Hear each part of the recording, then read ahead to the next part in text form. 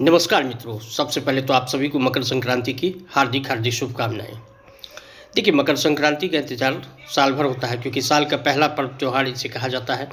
और इस पर्व का इंतजार इसलिए भी होता है कि विगत कुछ दिनों से हम किसी भी प्रकार के शुभ कार्य को नहीं करते क्योंकि खरमास के चलते। और खरमास का आज समापन भी होता है और आज के दिन से हम किसी भी प्रकार के शुभ कार्य को करना शुरू कर देते हैं। तो इस वजह से भी मकर संक्रांति का इंतजार होता है। मकर संक्रांति का महत्व इसलिए भी है।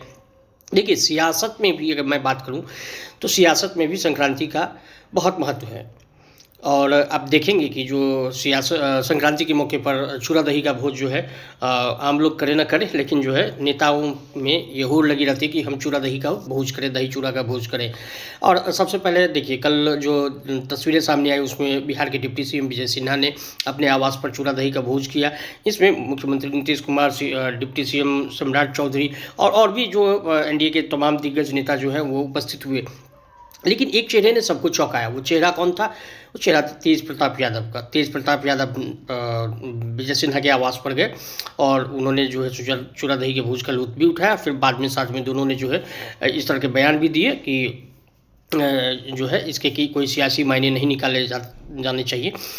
लेकिन सियासी मायने इसलिए भी निकलते हैं कि जब दो विपक्ष के नेता, जब दो अलग अलग दूरी के नेता जब मिलते हैं तो कहीं ना कहीं सियासी खिचड़ी पकनी शुरू हो जाती है और इस सियासी खिचड़ी पकने को लेकर के चर्चाएं भी शुरू हो जाती है।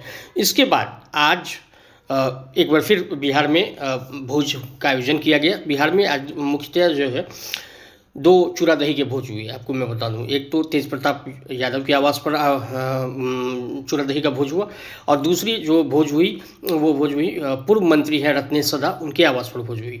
तो जो तेज प्रताप यादव के आवास पर जो भोज हुई उसमें जो है राज्यपाल आरिफ मोहम्मद खान साहब वो भी पहुँचे।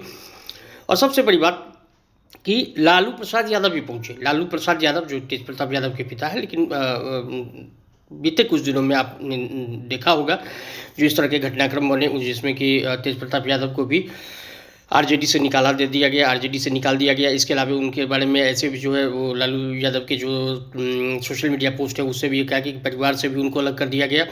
इसके बाद से जो है सो लालू परिवार में जो है बिखराव की खबरें आने लगी। फिर तेज प्रताप यादव ने अलग रास्ता अख्तियार किया। उन्होंने अपनी जनशक्ति जनता दल की स्थापना की और उसी जनशक्ति जनता दल के बैनर तले उन्होंने जो है इस बार का चुनाव भी लड़ा, लेकिन चुनाव में असफलता हाथ लगी क्योंकि उनके खिलाफ में भी तेजस्वी ने राजद की तरफ से कैंडिडेट उतार दिया था। तो इसका खामियाजा उठाना पड़ा। ठीक ठाक वोट बटोरने के बावजूद भी तेज प्रताप चुनाव हार गए। तेज प्रताप नहीं, ना सिर्फ तेज प्रताप चुनाव हारे बल्कि जो है तेजस्वी यादव की पार्टी आरजेडी को भी इस चुनाव में करारी हार का सामना करना पड़ा। इसके बाद से तेज प्रताप ने एक तरफ से जो है आरजेडी के खिलाफ कई तरह के बयान भी दिए, कई अपना मोर्चा भी खोल दिया। उनके कुछ एक बयान तो ऐसे भी रहे जिस बयानों को देख करके लगता था कि उनका रुझान अब जो है भाजपा या फिर जो है एनडीए की तरफ होने लगा है। इस तरह के भी रुझान आए। अभी आप देखेंगे कि जब विधानसभा चुनाव हुआ, चुनाव में हारने के बाद से तेजस्वी यादव पूरी तरह से नेपथ्य में चले गए हैं। बहुत ज़्यादा सक्रियता उनकी नज़र नहीं आई।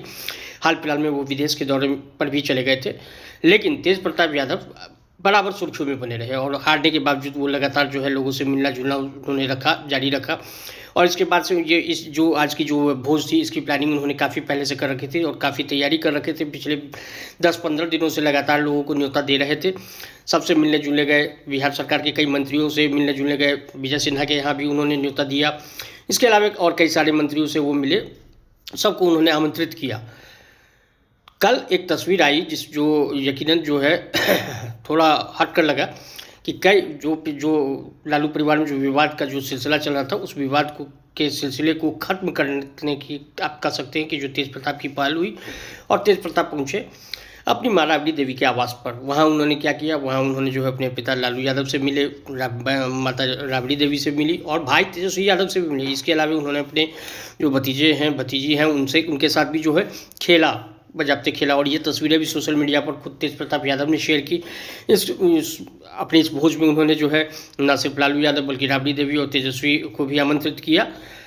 आज इसके साथ जो है उन्होंने एक और चीज़ दिखाई। मैं बताना चाहूँगा कि जो उन्होंने अपने मामा साधु यादव के भी आवास पर पहुँचे और अपने मामा साधु यादव को भी आमंत्रित किया इस भोज में आने के लिए।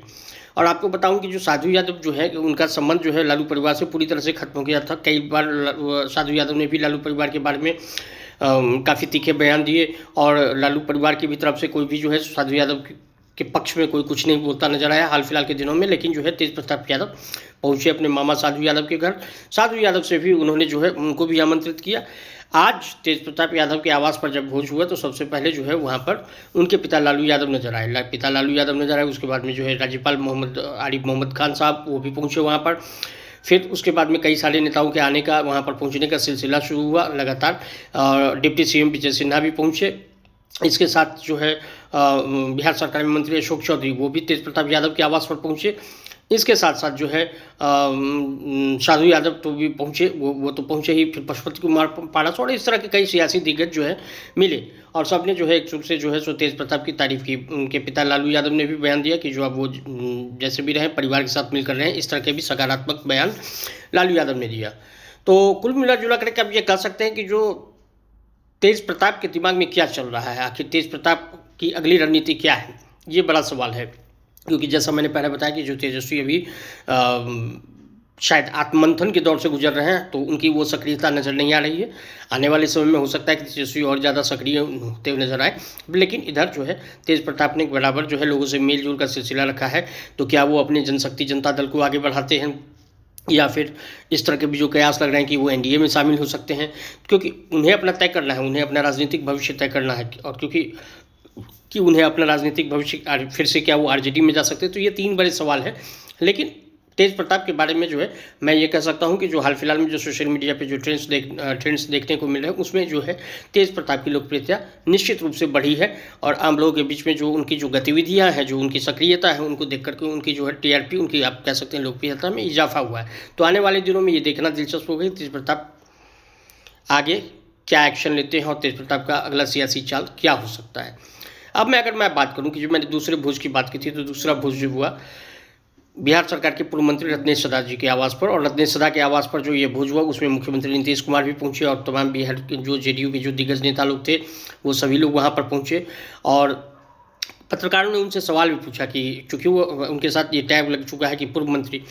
और आपको बता दूँ कि खबरें ये भी हैं कि खरमास, चूँकि इंतज़ार होता है, नेताओं को इंतज़ार होता है खरमास के खत्म होने का।